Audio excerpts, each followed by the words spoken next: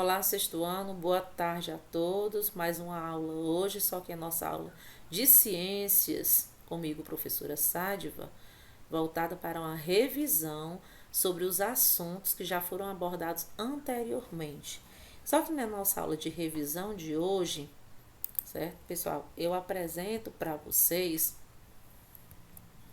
a estrutura do olho, né? Então, é importante ressaltar que os olhos são estruturas responsáveis pela visão. Esse órgão é complexo e formado por várias partes que garantem a captação efetiva das imagens. Então, eu convido a você que está me assistindo a conhecer um pouco sobre as partes e a função específica do nosso olho. Então, o olho humano, nosso, ele é formado por uma série de elementos que atuam de forma conjunta. Há porções responsáveis, por exemplo, por permitir a entrada da luz e por elementos capazes de transformar o impulso luminoso em impulso elétrico. Entre as principais partes do olho humano, nós temos, vou citar aqui para vocês, certo? E a função de cada uma delas. Então, a conjuntiva, né, é uma membrana que reveste, né, posteriormente as pálpebras e recobre a superfície anterior do olho até a córnea. Nós temos a esclera, né? Essa porção do olho corresponde ao chamado branco do olho. Nós temos a córnea, que é a parte transparente do olho, está localizado anteriormente e possui de 10 milímetros a 11 milímetros de diâmetro. Ela atua como meio refrator por possuir índice refracional maior, né, que o do ar, além de garantir uma proteção contra os micro-organismos, seres minúsculos, tá certo? Invasores. Nós temos também a íris, que é a porção que dá cor aos olhos e está localizada na parte anterior do cristalino e posterior da córnea. Essa região possui importantes músculos, no caso aí, que possibilitam o aumento ou a diminuição do tamanho da pupila, de acordo com a quantidade de luz existente no ambiente. A pupila é uma região localizada, né, no centro da íris e apresenta-se, no caso, como um pequeno círculo escuro que muda de tamanho. Ela é uma abertura, eu posso dizer assim para vocês, por onde a luz ela entra, né, a fim de encontrar e se deparar com o cristalino. Já o cristalino, também chamado de lente, é um disco transparente, rico em proteína, certo? Que divide o olho em duas partes, anterior e posterior. A porção anterior apresenta o humor aquoso, né? Que se destaca, no caso aí, por ser uma substância aquosa, né, de cor clara. E já na porção posterior está o humor vítreo, que é um material bem gelatinoso, formado por água, fibras de colágeno. Turma, o cristalino, ele promove, no caso aí, a acomodação visual, pois modifica sua forma, certo? Para garantir maior nitidez na visão. Nós temos a retina, que é a camada encontrada internamente no olho e destaca-se por possuir fotorreceptores que são capazes de captar a informação visual e enviar essa mensagem ao nosso nervo óptico. Então, nos seres humanos, existem dois tipos de células fotorreceptoras: os cones e os bastonetes. Os cones, eles são pouco sensíveis à luz, mas garantem a visão em cores. Os bastonetes, por sua vez, no caso, não são capazes de distinguir cores, são mais sensíveis à luz, o que nos permite ter uma visão noturna no preto e branco, certo? Nós temos também aí nervo óptico, né?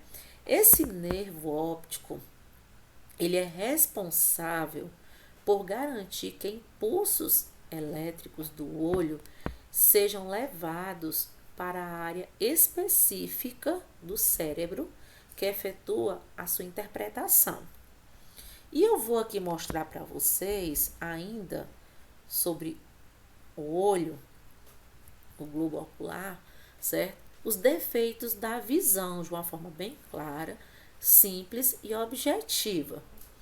Então, com relação aos defeitos da visão, eu tenho aqui a miopia, certo? Que é a dificuldade de enxergar objetos distantes. Eu tenho a hipermetropia, que é a complicação que o indivíduo tem para enxergar objetos já bem próximos, né? Por fim, no caso aí, quem tem o astigmatismo tem problemas para enxergar com nitidez, tanto de perto quanto de longe, certo? Então, essa imagem mostra isso aqui, né? Os 3 defeitos da nossa visão, tá bom? A miopia, a hipermetropia e o astigmatismo. Ok, turma? Então, hoje no Brasil, uma conversa agora que eu vou ter com vocês, bem rápida, né?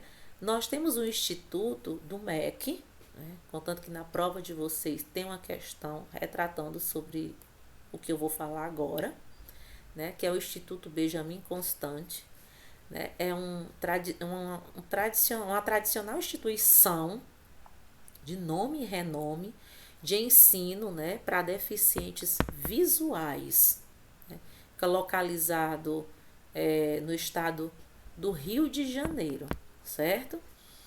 Então, as pessoas, quando elas perdem a visão, elas usam bastante, no caso aí, o tato, certo?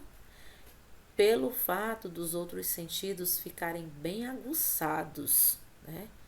Nos deficientes visuais, quando ele perde a visão, os outros sentidos, eles ficam bem mais desenvolvidos. Então, nós temos aí o Braille, né? Que é um sistema de escrita tátil utilizado por pessoas cegas ou com baixa visão, porque existe a diferença entre o cego e a pessoa que tem baixa visão, ok? Existe uma diferença. O cego, ele não consegue enxergar. E o que tem baixa visão, ele vê as coisas de forma turva, ok? E ambos podem usar bengalas, né? Só que com cores diferentes. O indivíduo de baixa visão, ele é irredutível a usar bengala, porque ele diz que não é cego.